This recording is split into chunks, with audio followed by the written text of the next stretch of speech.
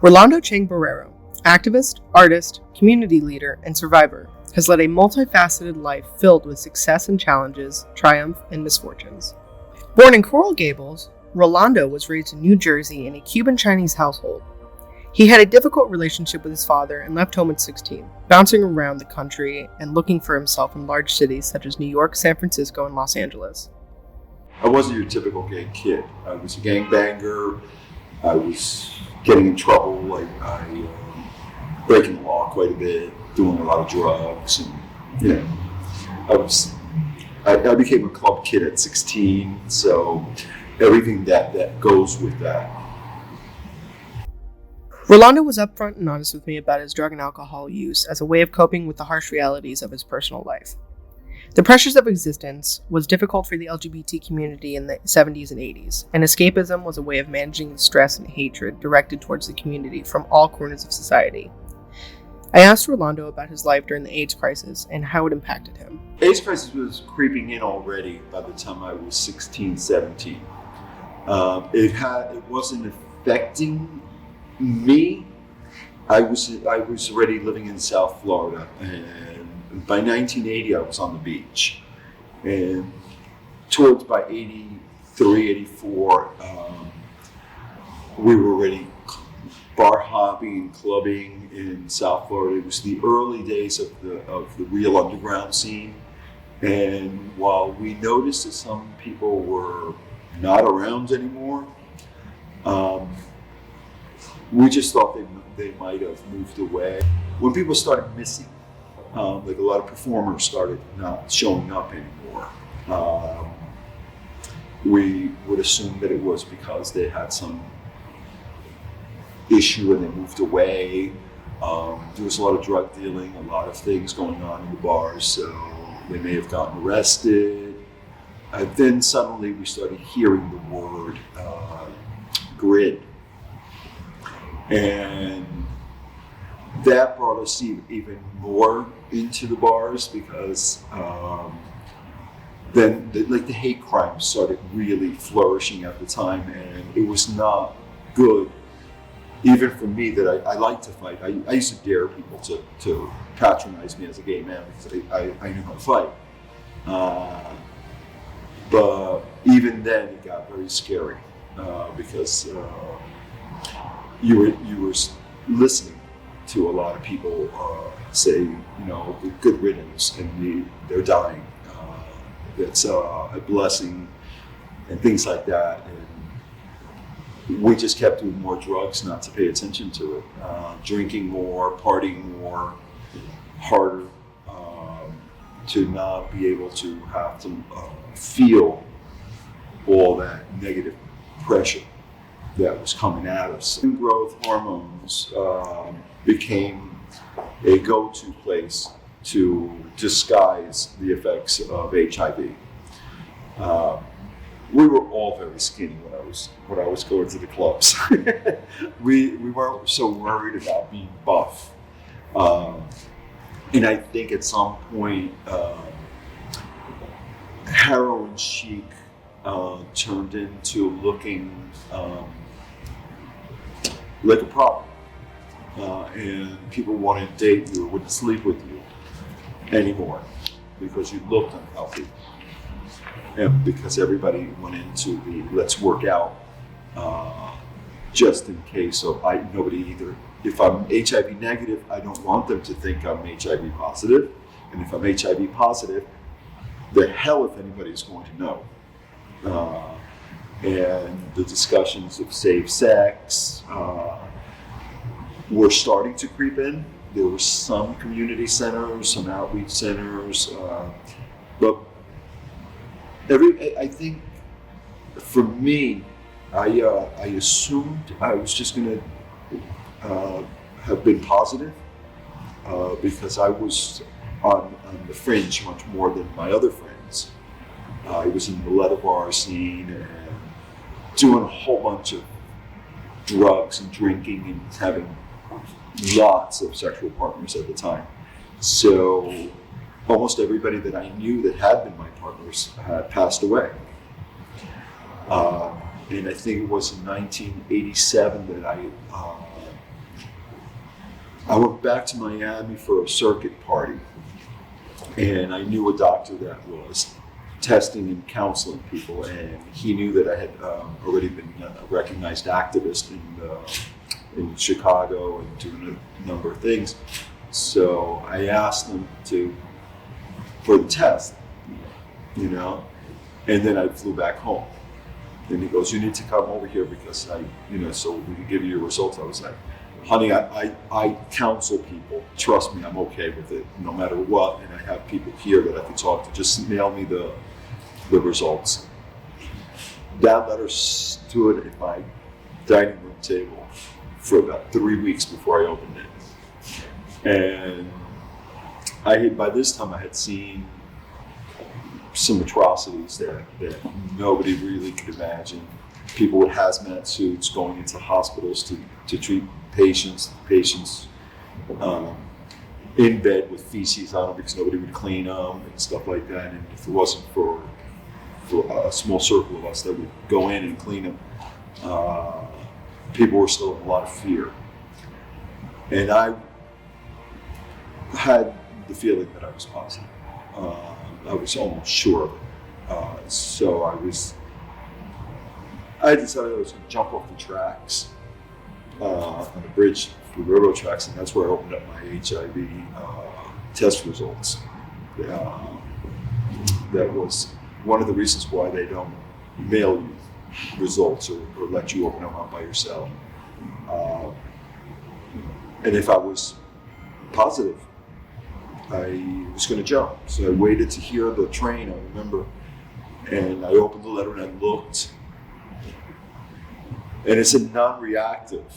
And it took me a while to understand what non-reactive was. And I was like, oh my God, I don't have AIDS. And we didn't say HIV because HIV, even though HIV is what you're positive for, you're tested for, if you were HIV positive at that time, you just assumed you were going to have AIDS and die of AIDS. During the AIDS crisis, Rolando was an activist in Chicago, fighting by raising his voice and doing everything he could to change apathy by using disruption and interference. The community's voices weren't heard by our government or corporate America, and civil disobedience was required. When called, he was typically the first to volunteer to action. On almost every level, from flyering, weed pasting, throwing ourselves in traffic, hanging from balconies at City Hall, and trying to get attention one way or the other. Banners, parades, sit-ins, civil disobedience, die-ins. We were doing something almost every day and every weekend.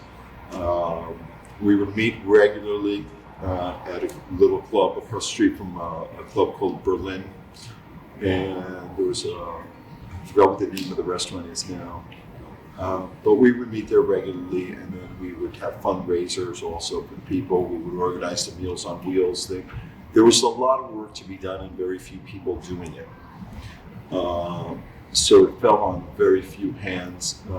Daniel Sotomayor was leading, using himself as a poster boy for being positive.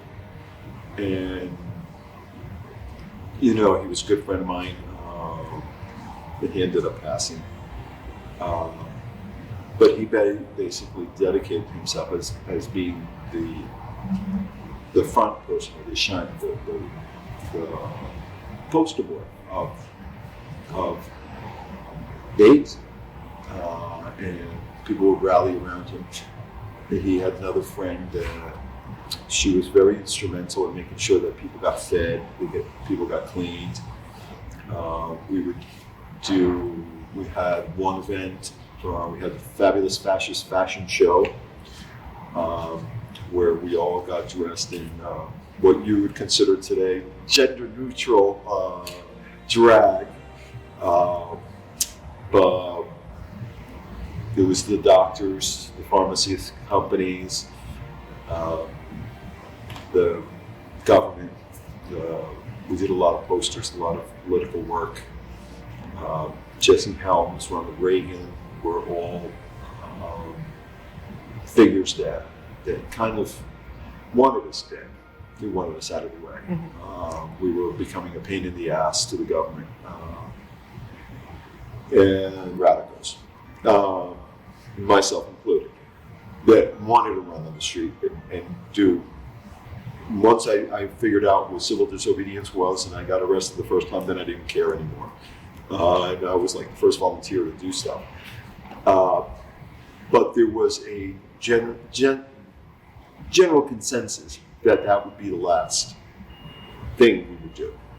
And we tried to exhaust every channel that we could to do something differently.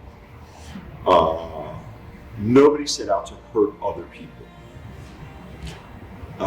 We set out to wake up people, one way or the other, to wake up our own community. We were at the time our worst enemies. So, we were very, very segregated, and we don't like to talk about that. We want to let everybody think that the gay community is all about unity and all about inclusion. But as you know, it's difficult, even today, for GLB is still mainstream. TQ is really difficult for a lot of people still. And the B were the ones that were discriminated against when I was a kid, because either we called everybody that was bisexual closet kids. the fear of becoming HIV positive himself led Rolando to shy away from full sexual interactions and into other areas of the community, like the leather scene. He no longer wanted to allow himself to be in relationships and potentially lose partners to HIV. He stopped dating and threw himself into his work. One of the major challenges in Rolando's life was a health diagnosis that surprised and shocked him. He was diagnosed as terminal and felt ready to die. I found out that I had brain cancer. I was 32 by then, and my first response was, how did I end up with a straight disease? You know, and the doctor looked at me and was, what are you, stupid? And I was like, I didn't know anybody that was gay that had any illness other than HIV and AIDS. I was ready to die. I was diagnosed as terminal, and I survived the operation. But I wasn't ready to live, not in the condition that I had ended up with. And I didn't want to participate anymore. I was 9 years ago. Somebody told me stop feeling sorry for myself, and I was like, "Ouch! How dare you!" You know, I never saw myself as feeling sorry for myself. I just saw myself as waiting to die. But when she said that to me, it hit me. I had been waiting to die and I wasn't dying, so I better get back to living. And so that's what I did. Rolando runs the Vox Gallery in West Palm Beach, and I asked him how and why he started the gallery and its mission. Money and big drug habit, and I decided that I was going to start living again. You know how I said I came from that point where I was not going to let somebody tag me as feeling sorry for myself. So I decided to, start thinking, I'm not dying, so I might as well get on with living. And first thing was to put myself in a detox.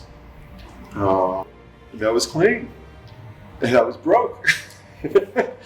So I started doing the only thing that I knew how to do. I had felonies in my background, so I couldn't get any work.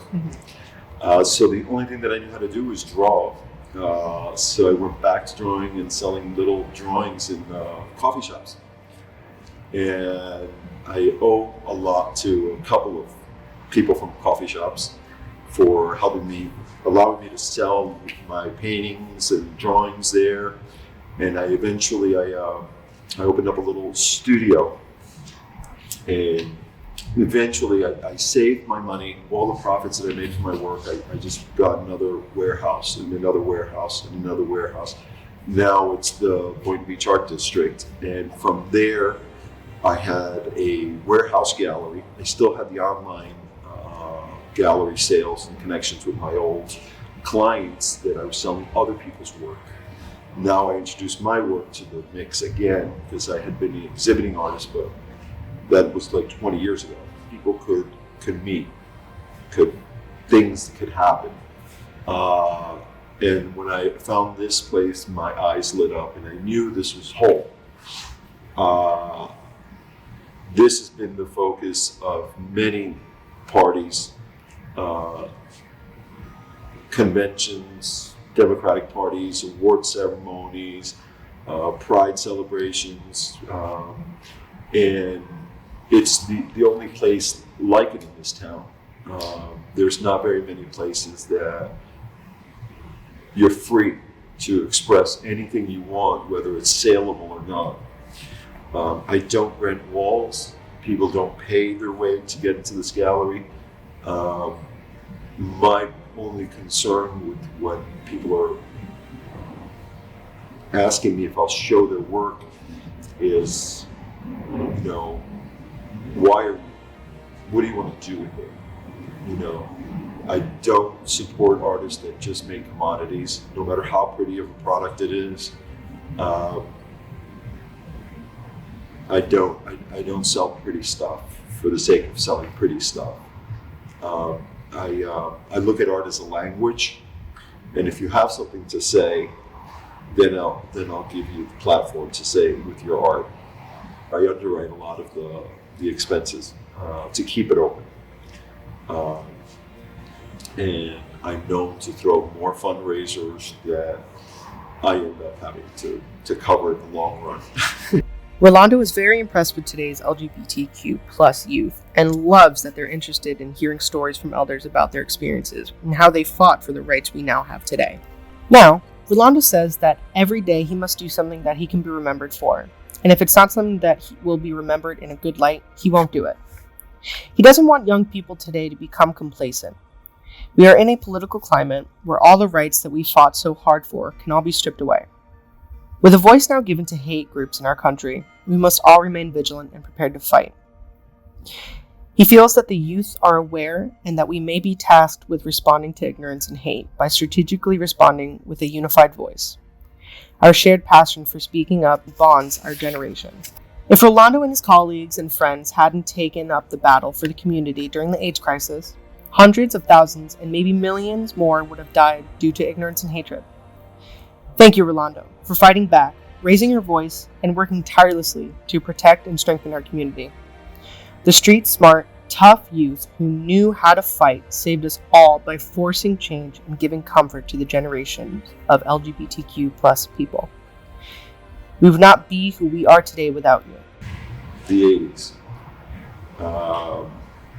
It's done. We don't need to go back there. We don't need to repeat our histories. And by sharing them, we have a good chance that we won't have to. And we used to dream of days like today, which seemed far out of reach. And all I can tell you is dream big, dream for things that are way out of reach, and then busy yourself heading that way. And don't ever take no for an answer.